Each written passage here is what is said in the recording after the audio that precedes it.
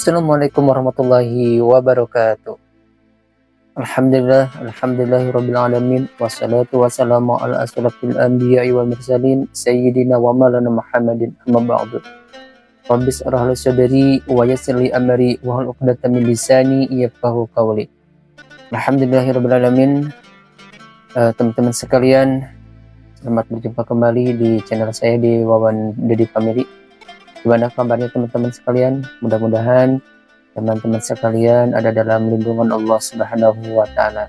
Amin ya Allah ya Rabbal Alamin. Baiklah teman-teman sekalian, di video kali ini menyambung video sebelumnya, yaitu tentang Muhammad teladanku ya, dari kelahiran Rasulullah Shallallahu Alaihi Wasallam. Kita berlanjut dari cerita kemarin yang tentang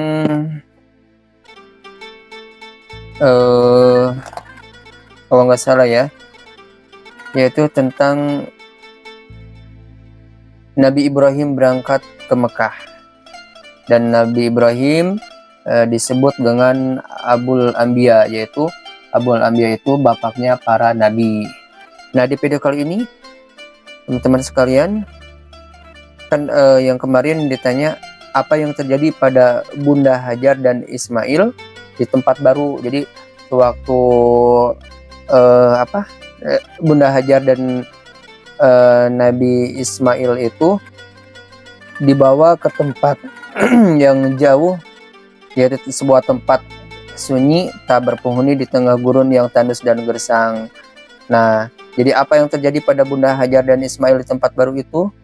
Nah, di video kali ini akan dijawab ya pertanyaan itu. Teman-teman sekalian, kita mulai saja ya. Bismillahirrahmanirrahim. Sumur Zam-Zam. Teman-teman sekalian, atas kehendak Allah Subhanahu wa Ta'ala, Nabi Ibrahim alaihissalam mengajak Bunda Hajar dan bayinya pergi jauh, yaitu yang jauh sekali ke tengah sebuah lembah tandus yang sekarang disebut kota Mekah. Tempat itu merupakan tempat persinggahan rombongan pedagang. Akan tetapi saat itu adalah saat-saat paling sepi sepanjang tahun. Tidak ada satu orang pun yang tampak di sana. Nah, di cerita ini Nabi Ibrahim bertanya kepada istrinya, aku harus meninggalkanmu. Apakah ini kehendak Allah? Tanya Bunda Hajar. Nabi Ibrahim mengangguk, pasti. Allah pasti akan menjagamu dan anak kita. Kemudian Nabi Ibrahim alaihissalam pergi meninggalkan Bunda Hajar dan Ismail dengan bekal seadanya. Tidak lama kemudian air pun habis. Ismail menangis kehausan. Bunda Hajar kebingungan, apalagi saat itu air susunya pun tidak keluar. Kemana dia harus mencari air di tempat setandus ini? Bunda Hajar berlari ke puncak bukit terdekat. Nah, jadi teman-teman sekalian,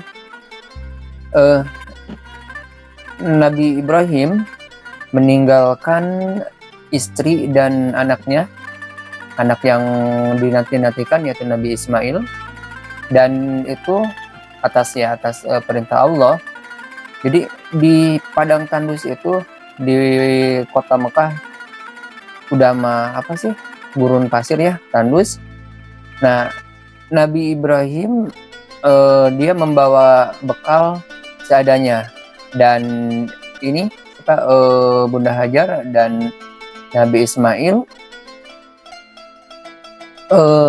sama ya. Jadi membawa bekal teh seadanya. Nah, sewaktu Nabi Ibrahim pergi, tidak lama kemudian ya, jadi air yang yang dibekal itu pun habis, dan Nabi Ismail tuh menangis kehausan, dan Bunda Hajar pun kebingungan, apalagi saat itu air susunya belum keluar. Nah, Bunda Hajar tuh berlari ke puncak bukit terdekat, tapi tidak menemukan ya. Lalu Siti Hajar berdoa, ya Allah, hindarkan kami dari mati kehausan, berikanlah kepadaku jika di sisimu ada air. Namun tidak dilihatnya sumber air. Beliau pun berlari ke puncak bukit sebelahnya dengan dada berdebar penuh harap.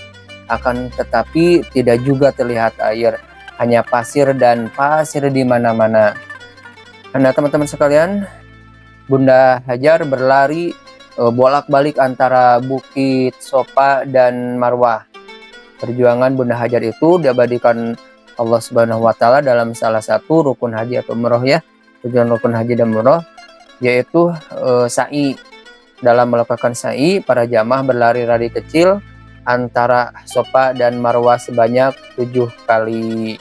Nah, jadi Bunda Hajar itu sampaikan ke bolak-balik dari Bukit Sofa ke Marwah, terus ya kembali lagi, yaitu mencari sumber air, tapi tidak menemukan ya. Nah, dalam bolak-balik antara Bukit Sofa dan Marwah itu, maka Allah Subhanahu wa Ta'ala mengabadikannya dalam salah satu rukun haji dan umroh, yaitu sa'i, yaitu para jamaah berlari kecil antara Sofa dan Marwah sebanyak 7 kali. Nah, teman-teman sekalian,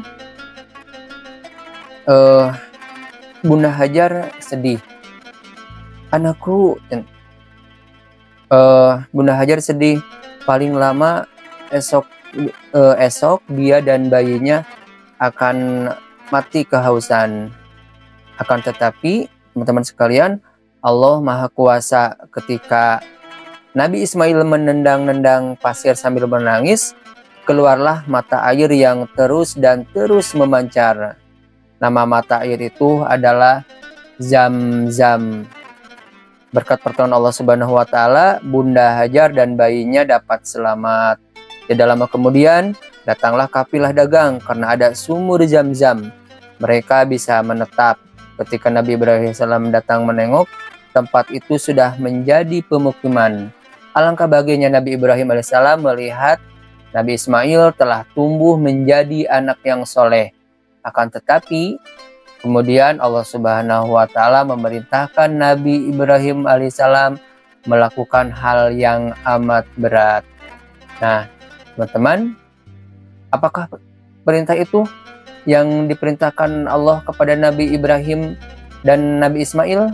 Nah, nanti jawabannya di video selanjutnya ya. Jadi buat teman-teman yang menonton video ini dan yang baru bergabung, terus nonton video ini untuk kelanjutan ceritanya ya. Sebelum menutup video ini, ada dari rangkumannya, Zam-Zam tertimbun. Kelalaian manusia menyebabkan badai dan banjir. Sumber Zam-Zam pernah tertimbun dan dilupakan orang. Seorang bernama Muzaz pernah mencoba menggalinya. Walaupun telah mempersembahkan sesaji berupa pedang dan pelana emas, air tidak juga muncul. Sumur Zam-Zam akhirnya berhasil digali oleh Abdul Muttalib, yaitu kakek Nabi Muhammad Shallallahu Alaihi Wasallam. Nah, jadi teman-teman, sedikit menambah kesimpulannya. Jadi pas begitu Bunda Hajar dan Nabi Ismail, Bunda Hajar bolak-balik mencari air, ya, tidak menemukan air, dia sudah putus asa. Tapi pas balik lagi, itu melihat bayinya Nabi Ismail sambil nangis ya, menendang-nendang. Nah, di menendang pasir ya, tiba-tiba ketika menendang pasir sambil menangis, keluarlah mata air. Nah, yang terus memancar dan terus jadi keluar terus ya, menurut orang Sunda. Jadi pas Nabi Ismail najong tanya menendang-nendang kayak gitu teh, keluarlah mata air teh. Nama mata air itu adalah sumur Zam-Zam, dan itu posisinya saya pernah ke sana, emang dekat ke Baitullah. Nah, gitu teman-teman ya. Terima kasih. Nanti berlanjut lagi ya. Jadi apa sih Allah memerintahkan tugas berat yang paling beratnya? memerintahkan Nabi Ibrahim kepada Nabi Ismail? Nah, jawabannya nanti di video selanjutnya. Nah, gitu. Sekali lagi terima kasih telah menonton video ini. Semoga bermanfaat dan menambah ilmu dan menambah wawasan kita. Mohon maaf apabila ada kesalahan. Bila taufiq wal hidayah. Wassalamualaikum warahmatullahi wabarakatuh.